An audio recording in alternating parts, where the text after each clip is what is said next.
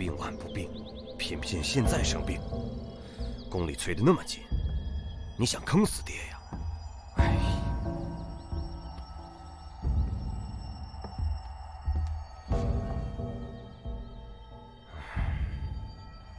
新兰，今天好点了吗？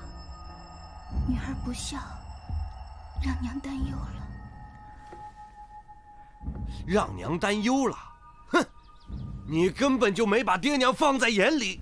我辛苦了一辈子才搭上宫里的关系，平时好端端的逛这个庙那个会的啊，好不容易才拿到一个当秀女的名额，这定金也收了，进宫的日期也定了。你说你怎么居然病倒了呢？你，哎呀，大勇，别这么说，我们新兰只是染了小病，很快就痊愈了。这里没你说话的份儿。这生米都快煮成熟饭了，可是你不会是在给我装病吧？进宫的事儿要是黄了，我打死你个没良心的东西！哼！来，新兰，把药吃了，然后歇会儿。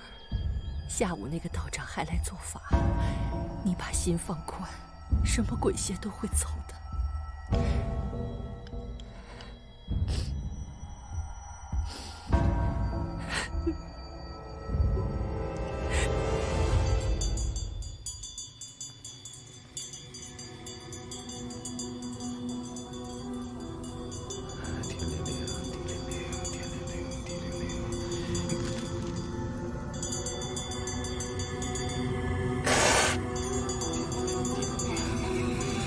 快显灵！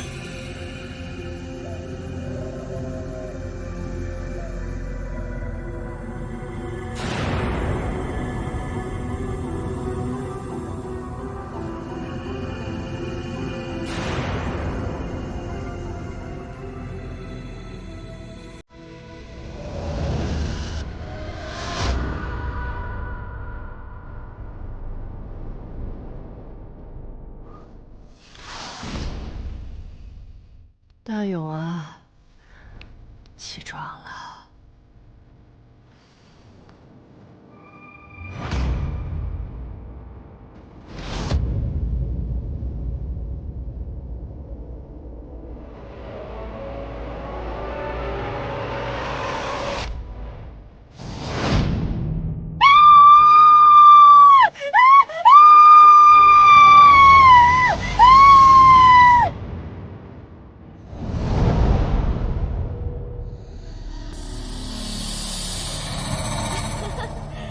这是凡社新上的菜品，您赏脸品尝，您请坐啊，马上就来啊。昌明坊围了好多捕快，据说死了个人，脖子上有牙印儿，浑身血被吸干，一滴不剩。主啊，吃饭的说什么死啊活啊啊，死人？哪死人啊？干你的活去，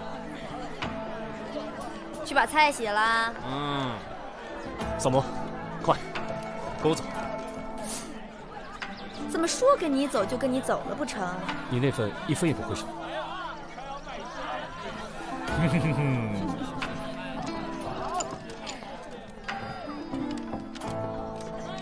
再来啊！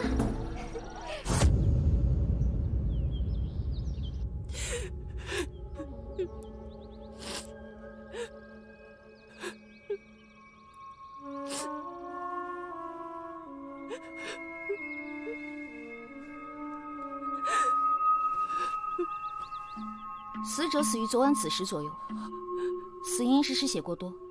从颈部的牙印判断，这血应该是被吸干的。刘大娘昨夜什么声响都没有听到，说明这个房间里面肯定被下了迷香。不可能啊！香是我昨天亲手点的。大娘，可能是凶手将香炉里的香料换成了迷香。真是太奇怪了，昨天2更就开始下雨，一直下到4更才停。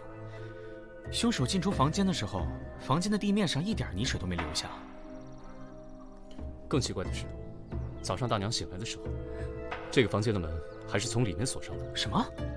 确实是这样，我早上起来就看到，我吓坏了，就赶紧往外跑，可是看见门还锁得好好的。他虽然脾气差了点儿，可也不至于这么惨死啊！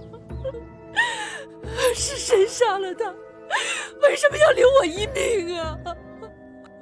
看来这是一宗密室杀人案。有人吗？快出来！快出来！出来呀！还钱！还钱！快点！快点出来！欠债还钱！有没有管事？谁在说话？快还钱！出来！快点！欠债还钱！天经地义，听见没有？就是。快点出来人！快点出来！还钱！还钱！是胡连山家的人，来催债的。这个时候来催债？这是刘家和胡家的私事，我们不必管，安心查案吧。看完热闹再查也不迟啊！走，我们看看去。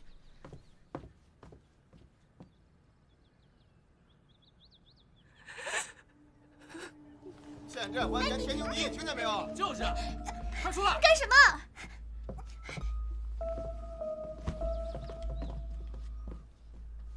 刘大娘，您家里刚刚经历了这样的惨事，按理说我们不该来跟你催债的。不过谁都知道，我们胡家是常年为宫里挑选秀女的，之前跟宫里拍着胸脯为你家闺女做的保。可是如今，您看您这府上出了这么大事，外面的人都说是撞了邪了。您说，我们怎么能让带了血光的秀女进宫呢？当然了，我们胡家也不是那种落井下石的人，当初下的定金，只退一半就行了。回去请转告你家主人，既然他已经打定主意退人，我们也不强求。定金我们会一分不少的还给他。好，既然如此，那我们就不打扰了，告辞。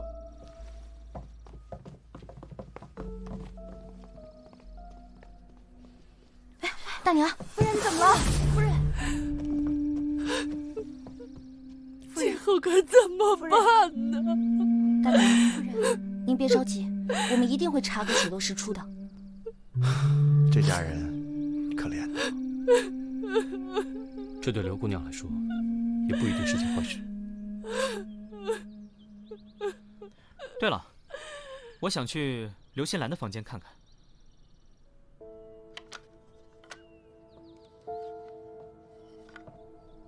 这是什么？这是昨天道长留下的法器。道长？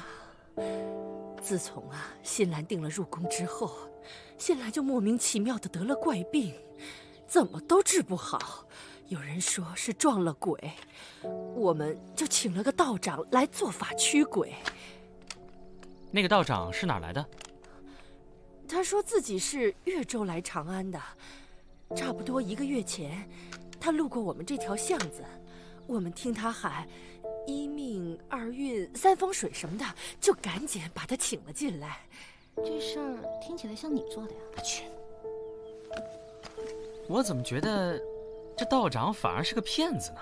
骗子？不，那不可能！要知道，道长每次做完法，我家新兰确实会好很多。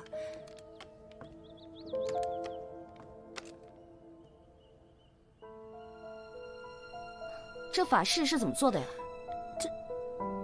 这我可不知道。道长每次都让不相干的人出去，然后关上门做法，差不多要半个多时辰才能出来。那道长住哪儿？这我也不知道。这道长的脸上有没有什么显著的特征啊？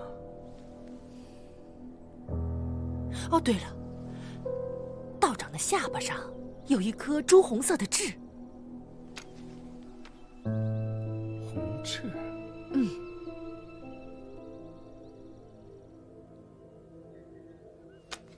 大娘，还劳烦您把姑娘的药拿来给我看看。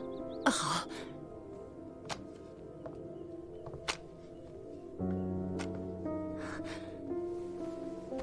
你们看一下，这药有什么问题吗？我看，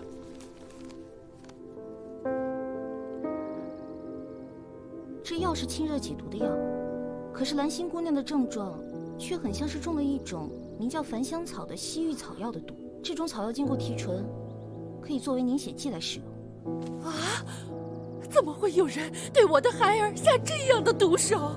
大娘，您放心，我们一定会把事情查个水落石出的。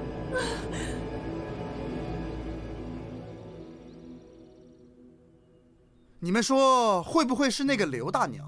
毕竟房间是个密室，而且里面除了死者，就只有她一个人了。刚才你不还说刘大娘可怜吗？万一她是装的呢？不可能，如果他是凶手，没必要布置成密室招人怀疑啊。而且刘大娘体弱多病，一家人全靠刘大勇撑着。这样说的话，杀死丈夫并没有什么好处吧？还有刘心兰中的毒呢？刘大娘总不会对自己的女儿下毒手吧？看来得从那个越州来的道士开始查。什么越州来的道士啊？我四娘的消息遍布全长安城，我可没有听说过这个道士。我也觉得可疑。这个刘心兰一病，她就出现了；刘大勇一死，她就不见了。虽然如此，还是麻烦四娘可方打听一下。明白。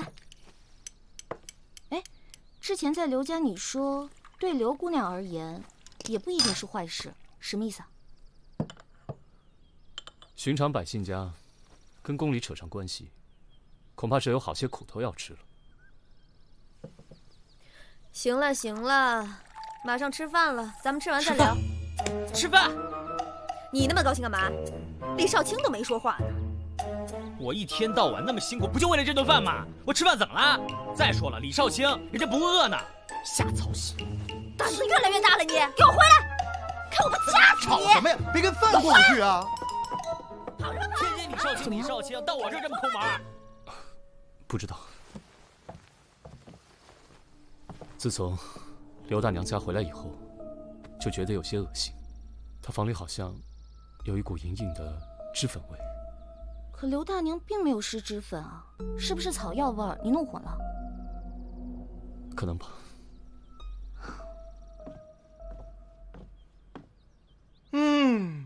哎，好了好了，这里没你的事儿了，你退下吧。是二公子。好。主人呢？主人，二公子带了升平院的何袅袅姑娘回府，正在房里嬉戏弹唱呢。不错啊。随他随他，都下去吧。是。好啊。好。哎呀呀呀！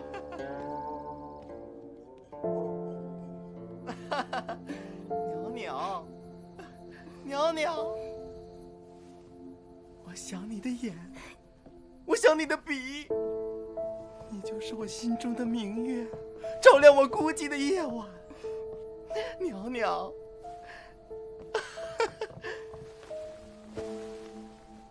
公子，为您抚琴一曲吧。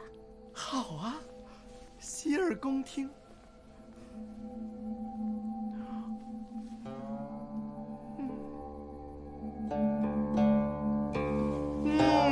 好曲，好曲啊！公子，您今日真是好兴致，有何好事？算不得什么好事。刘家绣房的掌柜死了，定金还不上，他家连人带店都归我了。听说他闺女长得还不赖。袅袅，你比他好，他在地下，你在天上。袅袅。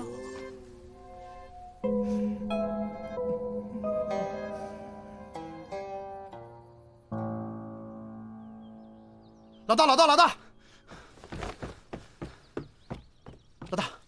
那个胡连山，他死了。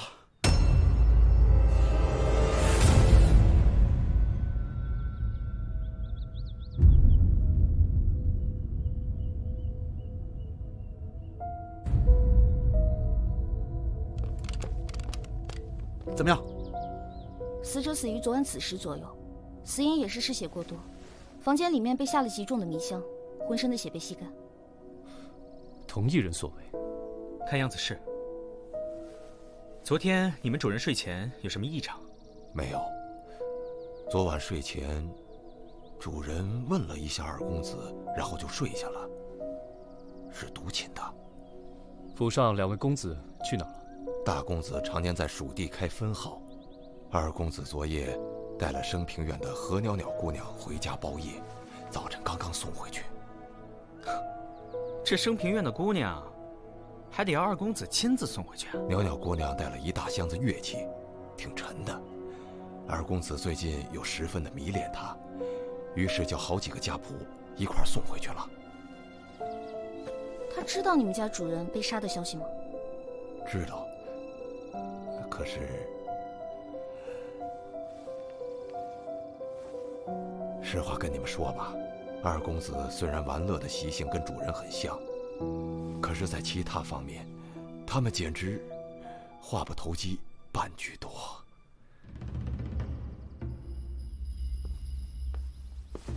哟，家里来了什么客呀？二公子，大理寺的李少卿带着人到这儿来查案了。哦，见过李少卿，父亲的死有劳各位费心了。请问二公子昨夜子时在什么地方？我昨夜和升平院的何袅袅姑娘唱了夜小曲，家仆们都知道。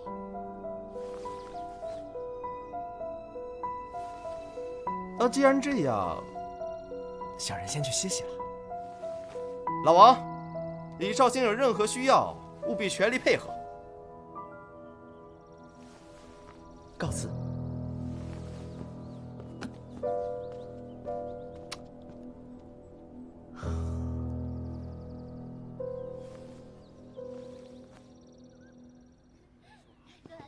这个胡家公子也够奇怪的，父亲死了，就好像什么事儿没发生过一样。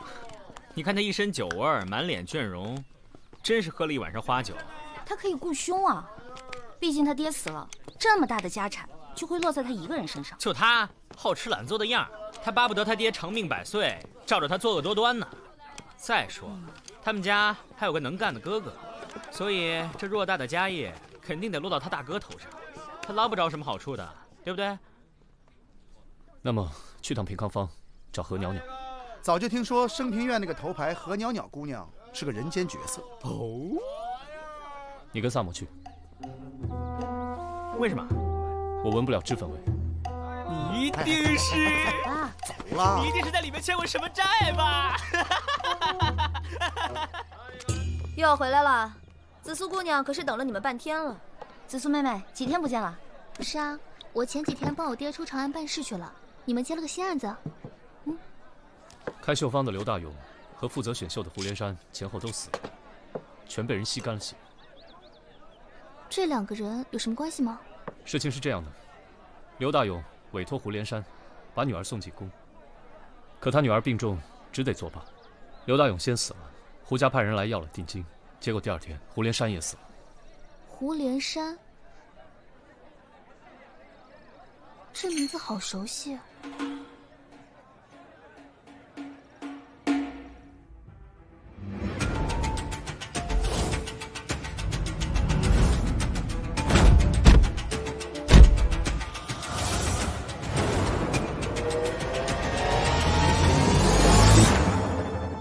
我想起来了，这个名字在3年前的一个案子里出现过。3年前，永安坊有户人家姓徐，当家的驼背人称徐骆驼。有一天深夜，徐骆驼突然死在家中，他全身的血液被吸干，他的老婆也当场跳河而死。胡连山是涉案证人之一，也是吸血，这么巧。不如我们也去永安坊看看。走。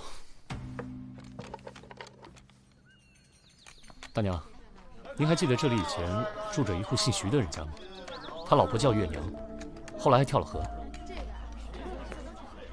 哟，你说的是徐骆驼吧？好久没人提过他们了。你们是来查案的？啊，是，我们是大理寺的。麻烦你想一想，当时是怎么一回事？这个徐骆驼原本就是个变戏法的，日子说不上大富大贵，但总也过得下去。后来他原配死了，就开始赌得家里家徒四壁，穷得揭不开锅呀。再后来，徐骆驼又娶了一个叫徐月娘，懂事的很，长得出了名的好看。可你说这个徐骆驼他就是个无赖吧？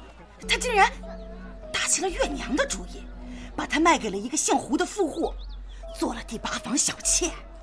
这事儿啊，都过去3年了，当晚的事情我还记得清清楚楚。那天晚上，我先是听到几声惨叫，哎呦，叫的那个惨哦！我赶紧披上衣裳跑出来，一看，徐骆驼家的门忽然开了，月娘跌跌撞撞跑出来，两眼发直，也不喊也不叫，浑身抖个不停，身上染满了鲜血啊！哎呀，对，别提多瘆人了，哎呦，太瘆人了！那个徐骆驼到底是谁杀死的呢？谁知道呢？有人说，是徐骆驼造孽太多，这阎王爷都看不下去了，派小鬼来索命。是，也有人说是月娘忍无可忍，杀了亲夫。哎，这不管怎么说，月娘紧接着就跳河死了。哎呀，自那以后啊，这案子也就不了了之了。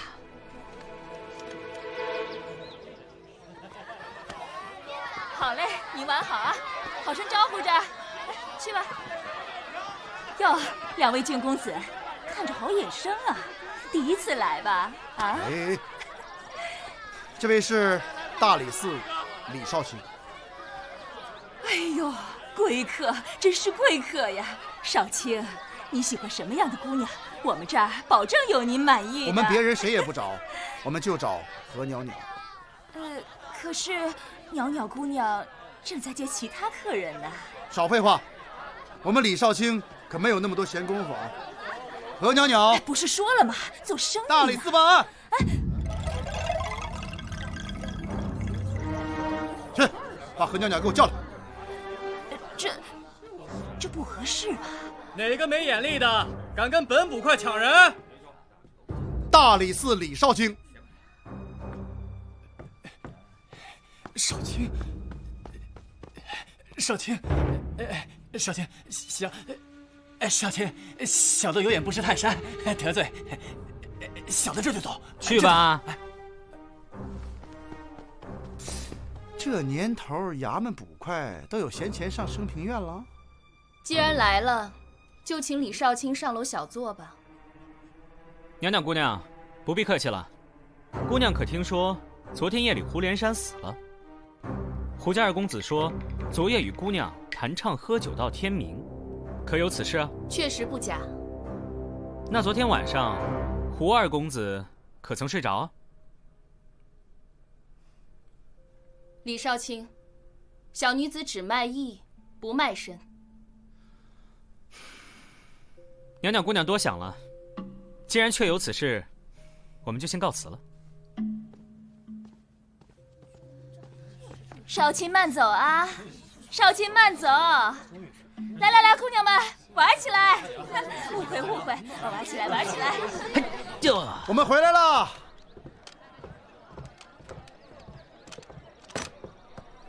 怎么样？和袅袅说那个胡南卓一夜都没有离开过房间。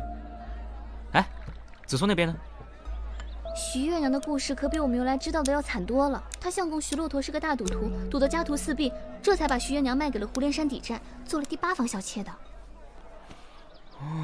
哎，这样吧，既然大家都没有什么头绪，明早东市有个大集市，有好多新奇的玩意儿，我们去转转，换换脑子。好啊。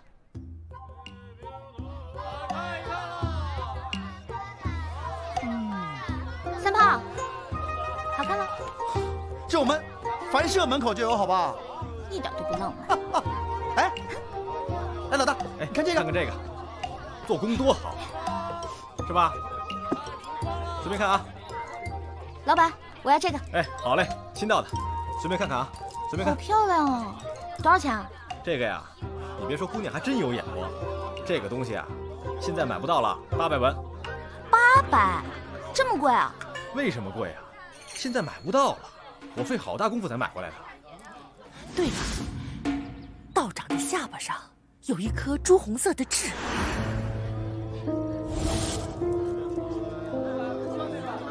三胖啊，过来，怎么了？怎么样，东西不错吧？这个好看吗？好看。送我啊！我送你？送我。送我。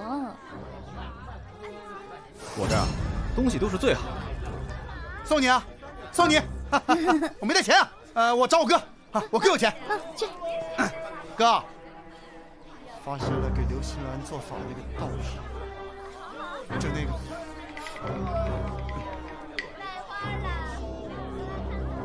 看了这么久，就赶紧买回去是不是？啊！哎呦，你便宜点，便宜点。那个，我哥买，都是赔钱卖你。我哥有钱，送你啊！啊！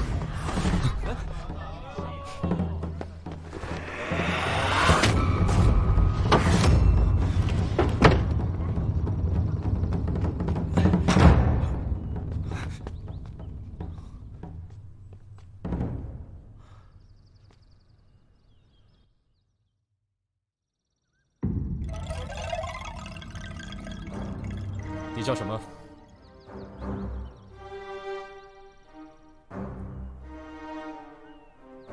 你为什么假扮道长去刘大勇家？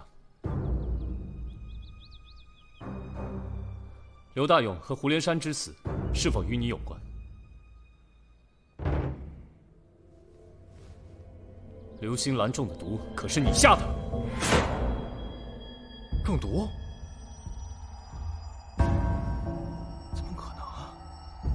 你的货篮里有西域来的繁香草，刘星兰瞳孔放大，皮肤潮红，昏睡不醒，正是中了繁香草的毒。你自己卖的东西，你还想抵赖？怎么可能啊！你可认罪？我不认罪。你等等，先把他带到刘家绣房去吧。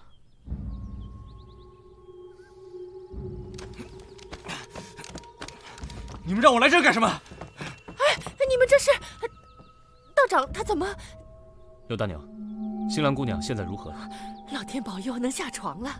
啊，还麻烦您把新兰姑娘带出来，再见一见道长。啊，好的，好的。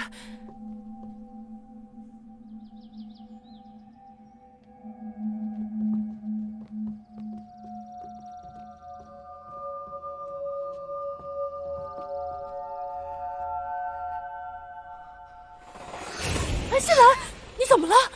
新兰，快坐。这位道长就是给刘新兰投毒的人。这个秦三郎本来是一个卖西域异宝的货郎，害新兰姑娘中毒的繁香草，全长安只有他卖。怎么会这样？你为什么要害我家新兰？为什么？为什么？你说呀！香草是我从他的货篮里偷来，自己服下的。你说什么？你这是为了什么呀，我的傻孩子？他叫秦三郎。2个月前，我们在庙会上相识，一见钟情。不料父亲要把我送到宫里当绣女，我说什么也不愿意。我爹逼得太急，我就偷偷从三郎那儿拿了繁香草，想要以此殉情。结果拿不准用量，就成了现在这个样子。新兰呐，你怎么这么傻呀？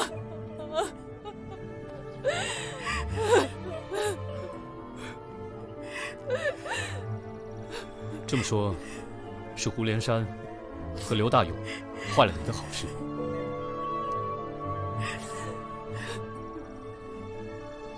秦三郎，2天前夜里子时，你在何处？我扮成道长，看望了新兰之后，去了另一个货郎张色郎家，点了1夜的货物，他可以为我作证。前天晚上子时呢？前天晚上，我在家中独睡，无人能作证。把他先带回去。我，新兰，新兰，新兰，新兰，新兰，新兰，新兰，新兰，三郎。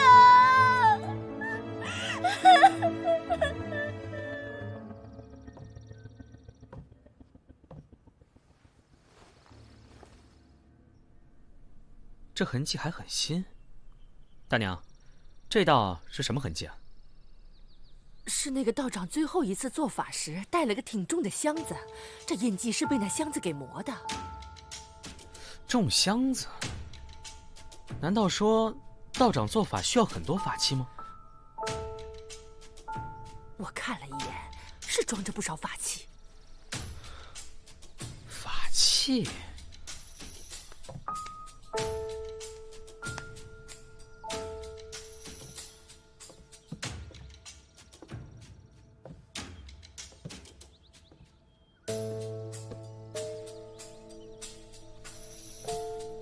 子苏啊，咱们俩先回去吧。嗯。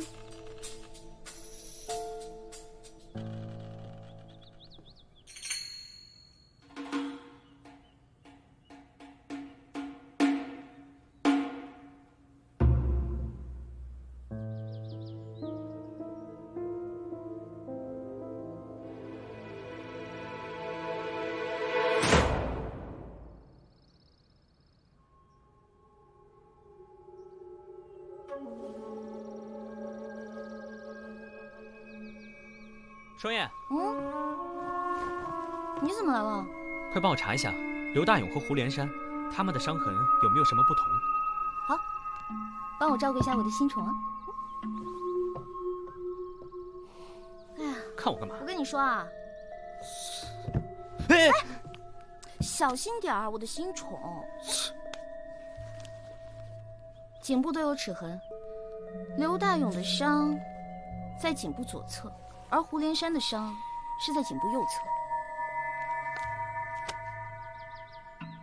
哦，我猜的果然没错。怎么了？杀死2个人的不是同一个人。双燕，你去帮我找一个人。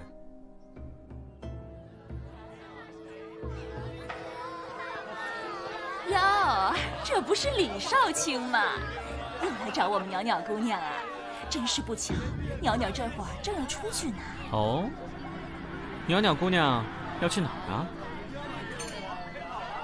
袅袅正要去胡家，胡二公子明天就去蜀地跟他兄长学做生意。袅袅要去陪胡公子喝酒饯行。袅袅姑娘，你莫不是要抓住最后的机会，杀掉胡家公子吗？你说什么？你杀害了刘大勇和胡连山2人，你可知罪？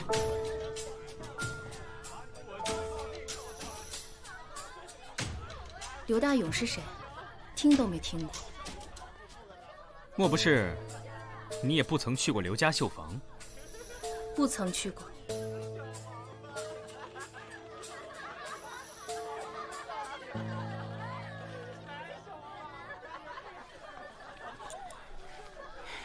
那这块玉牌，正面刻着生平，背面是个鸟字，袅袅姑娘可认识？这玉牌应该是在杀人的时候，不小心落在刘家绣房了吧？杀人？少卿真是说笑。我为什么要杀一个绣房老板呢？你为什么要杀他们2人？与你的身份秘密有关，这我等会儿再解释。先说一下你的不在场证明吧。胡掌柜，并不是你亲手杀害的，而是你连同你的同伙，也就是刘家绣坊女儿刘新兰的相好秦三郎。这都是谁啊？胡公子该等急了，官人不送。等等，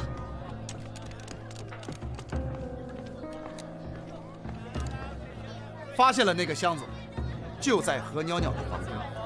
抓人吧。得罪了，走。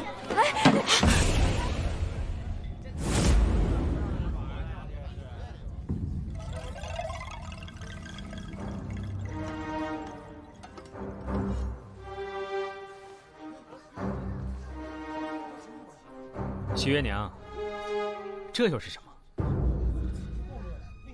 我让街坊偷偷看过你，已经确认过了，你就是徐月娘。3年前，你被徐骆驼逼嫁给胡连山当小妾，你宁死不从，想必是遭到毒打后，对徐骆驼起了杀心。杀了徐骆驼之后，你跳河自尽，却侥幸逃过一死，流落到青楼。随后，你在青楼又遇上胡南卓，得知胡家要逼迫民女刘新兰进宫后，你气愤难当，往事涌上心头，这才决心和秦三郎一起手刃胡家人和刘大勇，为刘新兰讨一个公道，是这样吧？可是他们2人都有不在场的证明啊。这个并不难，只需要一个带着有隔层的大木箱就可以了。徐月娘家原本是变戏法的，想制造一个这样的木箱，应该不难吧？刘大勇死的当天，秦三郎扮作道长，带着一箱法器，隔层内躲着何袅袅。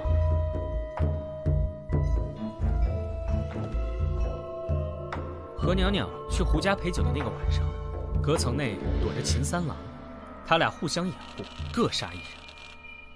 所谓吸血，不过是用利器戳颈，放血之后，再用繁香草提纯的凝血剂做成血豆腐，带离犯罪现场，障眼法而已。那他们是如何做到在密室里杀人，然后逃走，再把门反锁的呢？其实当时他们根本没有离开现场。那天我和三炮来这里的时候，正好遇见了张捕快。以他的俸禄，怎么可能要得到这里的头牌何袅袅姑娘呢？所以唯一的可能就是何袅袅主动去接近张捕快。你接近张捕快也只有一个目的，那就是张捕快的衣服。道士做法，箱子置于房中，何袅袅穿着捕快的衣服从箱子中钻出，潜入死者房间作案。随后，等捕快前来查案时，何袅袅再混入人群离开。这个计划看上去还不错，只可惜我发现了你的身份，还有这块掉落的玉牌。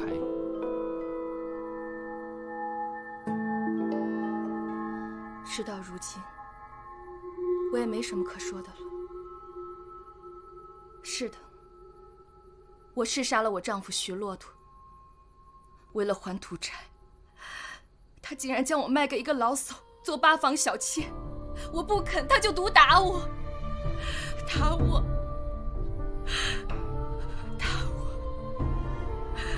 我反抗时误杀了他，我还和秦三郎一起杀了刘大勇，杀了胡连山，他们全都死有余辜，为财为色，毁人一生的幸福。那天晚上，秦三郎喝醉了酒，闯进了升平园，是我招待的他。他说有个相好的姑娘叫新兰，被爹逼着入宫做绣女，得了怪病，生不如死。听完他俩的故事，我才下定决心，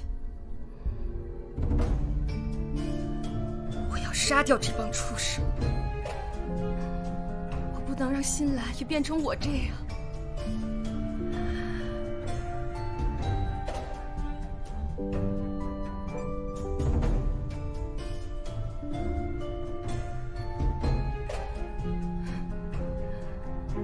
我不怕长命。从前的徐月娘早就坠河死了，如今何袅袅的命是靠自己赚来的。我只恨，我恨我没能及时杀掉胡南卓。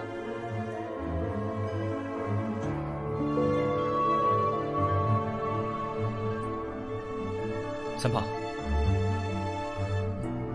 把何袅袅带走吧。